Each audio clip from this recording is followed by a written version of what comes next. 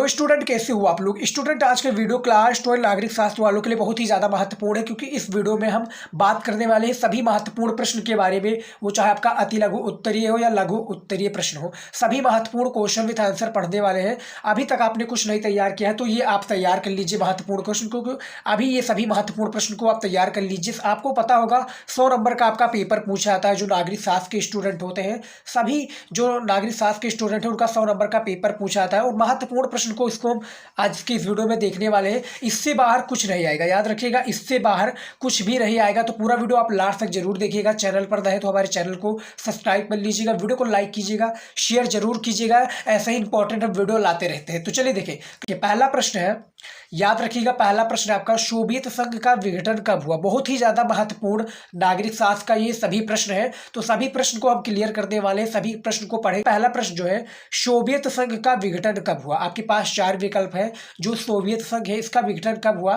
4 विकल्प के साथ हमने दिया, जिस प्रकार से आपको बोर्ड एग्जाम में 4 विकल्प दिए जाते हैं, हमने भी आपको 4 विकल्प दिए। देखिए, तो इसमें से पहला आपका हो जाएगा ए 25 दिसंबर 1991। देखिए, दूसरा प्रश्न है, बार्लिन की दीवार के निर्माण किसका प्रतीक था। यानी जो बार्लिन की दीवार है, इसके निर्माण का जो प्रतीक है, किसका प्रतीक है। ए है आपका शीत युद्ध का चरमोत्कर्ष, बी द्वितीय विश्व युद्ध आरंभ, सी शीत युद्ध का अंत, या डी इनमें से कोई नहीं। तो देखिए, 4 विकल्प है। चारों में से यदि आपको क्वेश्चन का आंसर, यानी जो मैं क्वेश्चन बताने वाला हूँ बहुविकल्पीय का, यदि इसका आपको सही उत्तर पता है तो कमेंट में हमें जरूर बताइएगा कि सर क्वेश्चन का आंसर हमें पहले से आता था। नहीं तो हम तो इसका राइट आंसर आपको बताएंगे। तो देखिए, जो बार्लिन की दीवार है, इसका जो बेसिकली वो हुआ था, यानी किसका प्रतीक माना जाता है, तो इनमें से आपका हो जाएगा ए, हो जाएगा शीत युद्ध का चरमोत्कर्ष, इसका सही उत्तर हो जाएगा, याद रखिएगा। चलिए देखते हैं अगला प्रश्न। देखते हैं, सभी क्वेश्चन को हम कंफर्म करने वाले हैं और ऐसे ही इंपॉर्टेंट वीडियो जो है नागरिक शास्त्र का लाते रहेंगे। मॉडल पेपर से रिलेटेड लाएंगे, ताकि आपका जो मॉडल पेपर में सॉल्व कराता रहूंगा, ताकि आपका बोर्ड एग्जाम में जो तैयारी है और भी अच्छे से हो पाए और आपको एक नॉलेज मिल जाए कि किस प्रकार से बोर्ड एग्जाम में पेपर दिए जाते हैं। तो देखिए, तीसरा जो प्रश्न है आपका, निम्नलिखित में से कौन सा देश आसियान का सदस्य रही है। यहाँ पर नहीं की बात हो रही है कि जो आसियान देश है वहां पर सदस्य रही है, यानी उनका सदस्य रही। कौन सा देश नहीं, ये बताना है। ए आपका हो जाएगा Indonesia, B Philippines, C Singapore, या डी श्रीलंका। तो देखिए, जो निम्नलिखित में से कौन सा देश आसियान का सदस्य रही है, यहाँ पर ये बात हो रही है, नहीं है। तो इनमें से आपका राइट आंसर हो जाएगा, याद रखिएगा, इनमें से डी हो जाएगा, श्रीलंका इसका राइट आंसर हो जाएगा। चलिए देखते हैं अगला प्रश्न। देखते हैं, चौथा नंबर हमारा प्रश्न है। सभी महत्वपूर्ण प्रश्न को क्लियर करने वाले हैं, देखने वाले हैं, सभी को क्वेश्चन विद आंसर देखने वाले हैं। तो लाइक कीजिएगा, शेयर कीजिएगा और कमेंट करके जरूर बताइएगा क्वेश्चन का आंसर यदि आपको आता है। तो देखिए, तो चौथा प्रश्न है, सुरक्षा परिषद में स्थायी सदस्यों की संख्या कितनी है। यानी जो सुरक्षा परिषद है, इसमें जो स्थायी सदस्य है, इसकी संख्या कितनी है बताना। ए आपका 5 है, बी 6, सी 7, या डी 14। तो देखिए, जो इनमें से चौथे नंबर प्रश्न का राइट आंसर हो जाएगा, आपका सही उत्तर हो जाएगा चौथे का, इनमें से आपका ए हो जाएगा 5। यानी जो सुरक्षा परिषद में स्थायी सदस्यों की जो संख्या है वो 5 है। चलिए देखते हैं अगला प्रश्न। देखते हैं, सभी क्वेश्चन को कन्फर्म करने वाले हैं। और यदि आपको इसका पीडीएफ चाहिए, यानी जो मैं इस वीडियो बना रहा हूँ, इसका यदि आपको पीडीएफ चाहिए तो आपको हमारे वेबसाइट पर जाना होगा। वेबसाइट वही है shivomestudyKnowledge.com। आप जाएंगे, वहाँ पर पीडीएफ आपको मिल जाएगा, जाकर आप इजिली डाउनलोड कर सकते। पांचवा क्वेश्चन क्या है, विश्व राजनीति के 2 ध्रुव कौन कौन थे। यानी जो विश्व राजनीति के 2 ध्रुव कौन कौन थे, ये आपको बताना है। ए आपका भारत और चीन, बी अमेरिका और सोवियत संघ, सी जापान और जर्मनी, या डी इनमें से कोई नहीं। तो देखिए, इनमें से जो राइट आंसर हो जाएगा, जो विश्व राजनीति के 2 ध्रुव कौन से थे, इनमें से आपका पांचवें का बी हो जाएगा, अमेरिका और सोवियत संघ, इसका राइट आंसर हो जाएगा। चलिए देखते हैं 6 नंबर क्वेश्चन। देखिए, 6 नंबर प्रश्न है, एक ध्रुवीय की स्थिति, एक ध्रुवीय की स्थिति किस राज्य के एकमात्र प्रभुत्व की परिचायक है। देखिए, यहाँ पर परिचायक की बात हो रही है कि एक ध्रुवीय की स्थिति किस राज्य की एकमात्र प्रभुत्व की परिचायक है। ए आपका रूसी संघ हो जाएगा, बी चीन, सी फ्रांस, या डी संयुक्त राज्य अमेरिका। तो देखिए, 6 नंबर प्रश्न है आपका, बहुत ही ज़्यादा ये सभी महत्वपूर्ण प्रश्न है, याद रखिएगा, बोर्ड एग्जाम से संबंधित है। और जो नागरिक शास्त्र के स्टूडेंट हैं उनके लिए तो बहुत ही ज़्यादा महत्वपूर्ण है, क्योंकि उनका 100 नंबर का पेपर होता है। और 100 नंबर में से आपने इतना टारगेट किया होगा कि हमें बोर्ड एग्जाम में जो नागरिक शास्त्र में 100 नंबर में से 90 नंबर लाना है, 95 लाना है, या 80 नंबर लाना है। तो आपको मेहनत करना होगा और सभी इंपॉर्टेंट वीडियो को देखता रहना है, क्योंकि इंपॉर्टेंट जो क्वेश्चन है हम ऐसे ही लाते रहेंगे। देखिए तो 6 नंबर जो प्रश्न है इसका राइट आंसर हो जाएगा आंसर डी, संयुक्त राज्य अमेरिका हो जाएगा कि एक ध्रुवीय की स्थिति में किस राज्य के एकमात्र प्रभुत्व का परिचायक है, संयुक्त राज्य अमेरिका है। देखिए 7वां प्रश्न है आपका, एशिया का कौन सा देश है जो कि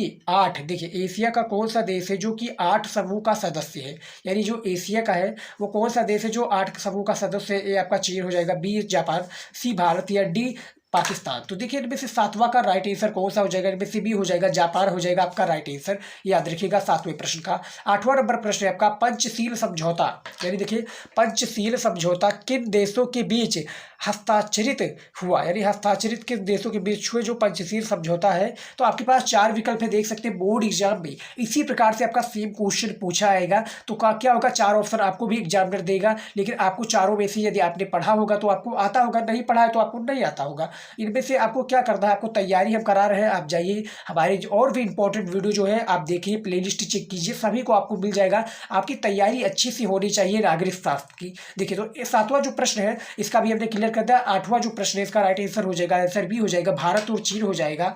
देखिए जो कि पंचशील समझौते। अगला प्रश्न देखते हैं, 9वां नंबर प्रश्न है, अंतरराष्ट्रीय मुद्रा कोष, यानी जो 9वां नंबर आपका प्रश्न है, अंतरराष्ट्रीय मुद्रा कोष का मुख्यालय कहाँ है, यानी जो अंतरराष्ट्रीय मुद्रा कोष है इसका जो मुख्यालय यानी जो संस्थान है वो कहाँ पर है।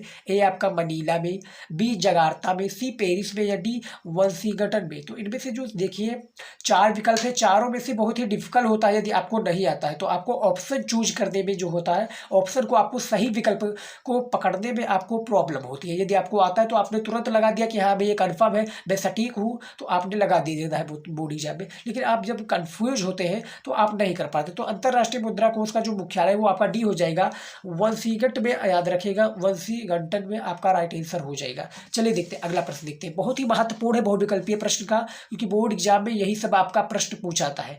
10 नंबर प्रश्न है, याद रखिएगा। देखिए 10 नंबर प्रश्न क्या है कि यूरोपीय आर्थिक समुदाय की स्थापना कब हुई।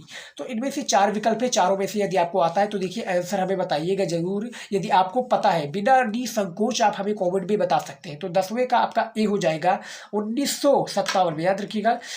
इनमें से जो राइट आंसर हो जाएगा 1957 ईस्वी में यूरोपीय आर्थिक समुदाय की स्थापना हुई थी। कब हुई थी, ये 1957 में हुई थी, याद रखिएगा। अब बात करेंगे लघु उत्तरीय प्रश्न के बारे में, जो कि आपका बोर्ड एग्जाम में काफी ज्यादा इंपॉर्टेंट होता है। लघु उत्तरीय प्रश्न आई थिंक 6 नंबर का पूछा जाता है नागरिक शास्त्र में, और जो सबसे ज्यादा बड़ा क्वेश्चन होता है विस्तृत उत्तरीय प्रश्न, बहुत ही ज्यादा वो भी इंपॉर्टेंट होता है। तो वो आपका 250 शब्दों में शब्द सीमा होता है, लेकिन जो इसकी शब्द सीमा होती है वो थोड़ी कम होती है। तो लघु उत्तरीय प्रश्न को आज हम इसमें क्लियर करने वाले हैं। तो देखिए क्वेश्चन विद आंसर लेकर आए, इसी बात पर आप वीडियो को लाइक कर दीजिए, क्योंकि क्वेश्चन विद आंसर कोई नहीं लाता। आपको क्वेश्चन तो बता देता है कि ये इंपॉर्टेंट है, आपको जो इसका आंसर है उसको अपना ही बुक से ढूंढना होता है या कोई और से आपको ढूंढना होता है। तो हम इस वीडियो में क्वेश्चन विद आंसर बताने वाले हैं, जो आपका बोर्ड एग्जाम में इंपॉर्टेंट क्वेश्चन है लघु उत्तरीय का। तो लाइक कीजिएगा, शेयर जरूर कीजिएगा। देखिए पहला प्रश्न जो है आपका है, एक ध्रुवीयता और 2 ध्रुवीयता में अंतर बताइए। ये बहुत ही ज्यादा इंपॉर्टेंट क्वेश्चन है नागरिक शास्त्र का, जो पहला चैप्टर है एक शीत युद्ध का दौर, बहुत ही ज्यादा इंपॉर्टेंट चैप्टर है। तो उसी चैप्टर से ये लिया गया है। देखिए तो एक ध्रुवीयता और 2 ध्रुवीयता में अंतर बताइए। तो अंतर आपको किस प्रकार से बताना है, देखिए बहुत ही ज्यादा इंपॉर्टेंट है, इसमें डिफरेंस आपको बताना है, यानी अंतर। तो देखिए क्वेश्चन को समझिए, उसके बाद में राइट आंसर हम बताते हैं। तो क्वेश्चन को आपने समझ लिया, राइट आंसर देखिए किस प्रकार से आपको दे रहा है बोर्ड एग्जाम में।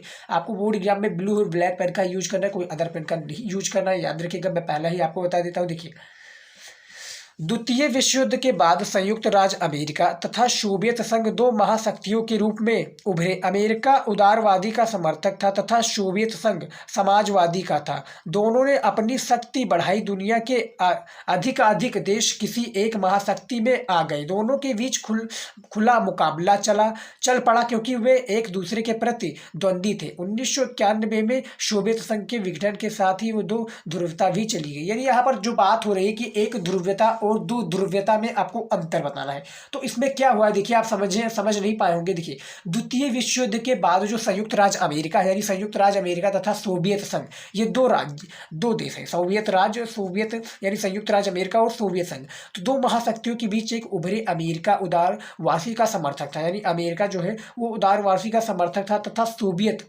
तथा सोवियत संघ समाजवादी का था। यानी ये किसके, जो अमेरिका था वो उदारवादी का समर्थक था तथा जो सोवियत संघ है ये समाजवादी का था।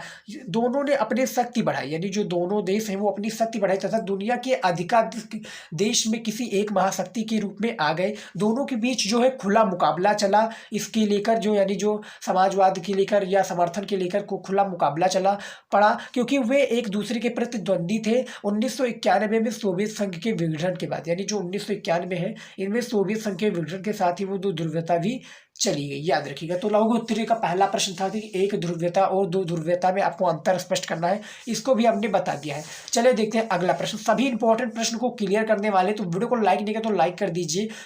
हम बहुत मेहनत कर रहे हैं आपकी बोर्ड एग्जाम की तैयारी के लिए। लाइक से आपका पूरा मेहनत उतर जाता है, पूरा जो हमारा मेहनत है लाइक कर देते हैं और चैनल को सब्सक्राइब कर लेते हैं तो हमारा पूरा मेहनत उतर जाता है। और हम ऐसे इंपॉर्टेंट वीडियो आपके लिए लाते रहेंगे। बस आप कमेंट कीजिएगा कि सर इस पर हमें वीडियो चाहिए। हमने एक कम्युनिटी भी डाली थी कि उसमें बताया था कि किस सब्जेक्ट पर आपको तैयारी चाहिए, तो काफ़ी स्टूडेंट ने बताया था कि नागरिक शास्त्र पे सर बताइए वीडियो, तो हम नागरिक शास्त्र पे वीडियो बनाए हैं। और ऐसे ही इंपॉर्टेंट वीडियो और भी लाते रहेंगे ताकि आपकी जो तैयारी है बढ़ती जाए और तैयारी आप जबरदस्त कर पाएँ बोर्ड एग्जाम की। दूसरा जो प्रश्न है, मौलिक अधिकार का वर्णन करें, यानी जो मौलिक अधिकार इसका वर्णन करें, किस प्रकार से करना है देखिए। भारतीय संविधान द्वारा भारतीय नागरिकों को 6 प्रकार, यानी जो भारतीय संविधान है भारतीय नागरिकों को 6 प्रकार के मौलिक अधिकार प्रदान किए गए हैं। यानी जो मौलिक अधिकार है 6 प्रकार के प्रदान किए गए हैं। किस प्रकार से देखिए, पहला है आपका समानता का अधिकार, दूसरा आपका शोषण के विरुद्ध अधिकार, तीसरा है स्वतंत्रता का अधिकार, चौथा जो है सांस्कृतिक एवं शिक्षा संबंधी अधिकार, पांचवा आपका संवैधानिक उपचारों का अधिकार, या देखिए देख सकते हैं आप संवैधानिक उपचारों का अधिकार। 6 नंबर है आपका धार्मिक स्वतंत्रता का अधिकार। यहाँ पर बात क्या हो रही है देखिए, जो मौलिक अधिकार का वर्णन करना था इनमें किस प्रकार से भारतीय जो नागरिकों की 6 प्रकार की मौलिक अधिकार है हमने बता दिया है किस प्रकार से। आप देख सकते हैं 6 सामने आपके मौजूद है, आप देख सकते हैं, इसका स्क्रीनशॉट भी आप ले सकते हैं। याद रखिएगा बोर्ड एग्जाम में जो होता है ना, आपको यदि विस्तृत उत्तरीय प्रश्न आ गया तो ये जो हमने 6 प्रकार के मौलिक अधिकार बताए हैं इसको आपको थोड़ा थोड़ा ऐड करना होगा, यानी थोड़ा थोड़ा, जैसे समानता का अधिकार क्या है तो इसके आगे आपको थोड़ा लिखना होगा। उसी प्रकार के शोषण के विरुद्ध अधिकार, तो ये जो आपका 8 नंबर का होता है नागरिक शास्त्र में या 10 नंबर का, इसमें आपको लिखना होगा ये वाला। लेकिन इसमें जो 6 नंबर का हो तो इसमें यदि आपने इतना ही लिख दिया तो 6 नंबर आपको दे दी जाएंगी, याद रखिएगा। चलिए देखते हैं तीसरा प्रश्न देखते हैं, प्रत्यक्ष विदेशी निवेश क्या है। यानी जो प्रत्यक्ष विदेशी निवेश है ये क्या है देखिए, आपके पास ऐसी प्रकार से बोर्ड एग्जाम में क्वेश्चन पूछे जाते हैं, वीवीआई क्वेश्चन, यानी वेरी वेरी इंपॉर्टेंट ये प्रश्न है कि प्रत्यक्ष विदेशी निवेश क्या है। देखिए समझिए, इसके बाद में हम देखिए व्यापार उद्योग के क्षेत्र में विदेशी कंपनियों को आमंत्रित कर प्रत्यक्ष तौर पर अपना उद्योग स्थापित करना ही प्रत्यक्ष विदेशी निवेश। यानी यहाँ पर बात क्या हो रही है कि प्रत्यक्ष विदेशी निवेश क्या है, यानी जो प्रत्यक्ष विदेशी निवेश है ये क्या है या इसे किसे कहते हैं, यानी प्रत्यक्ष विदेशी निवेश किसे कहते हैं। तो यहाँ पर जो बात हो रही है कि व्यापार उद्योग के क्षेत्र में विदेशी कंपनियों के आमंत्रित कर प्रत्यक्ष तौर पर अपना स्थापित ही प्रत्यक्ष विदेशी निवेश है। इस प्रकार से व्यापार में मुनाफा, इस प्रकार से जो है व्यापार में मुनाफा ही उम्मीद को ज़्यादा से ज़्यादा रखा जाता है, जिससे आर्थिक विकास में सहायता प्रदान होती है। यानी जो प्रत्यक्ष विदेशी मुनाफा है इसमें क्या हो रहा है, प्रत्यक्ष विदेशी निवेश क्या है, इसमें ये मुनाफा है या निवेश है कि विदेशी निवेश इस प्रकार से व्यापार में मुनाफा ही उम्मीद को ज़्यादा रखा जाता है जिससे आर्थिक विकास में जो है वो सहायता हो सके। तो प्रत्यक्ष विदेशी निवेश का ये सबसे ज़्यादा इंपॉर्टेंट पॉइंट है। चौथा प्रश्न है आपका नागरिक शास्त्र का कि ताशकंद समझौते पर एक टिप्पणी लिखिए, बहुत ही ज़्यादा महत्वपूर्ण है। जो ताशकंद समझौता, इस पर आपको एक टिप्पणी लिखना है, संक्षिप्त टिप्पणी लिखना है।